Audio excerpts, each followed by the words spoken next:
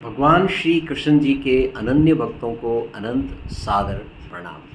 तंबी वांगे वांगे वांगे तमिल तेलुगु भाषा श्रीमद् भगवद गीता अध्याय 2 श्लोक 24। स्टार्ट करिए हरि जाप नाम।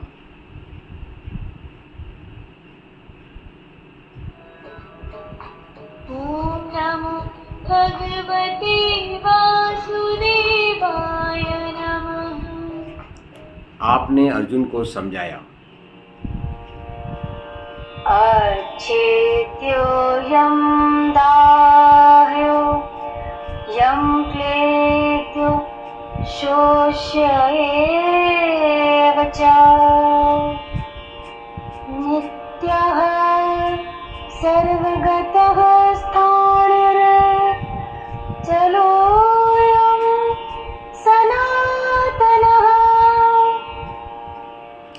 आप अर्जुन को बार बार समझाते हैं, ये जो आत्मा है अच्छेद्य अयम अदाह्य अयम अक्लेद्य अशोष्य एव च नित्यः सर्वगतः स्थाणुः अचलः अविकारी ही अयम सनातन।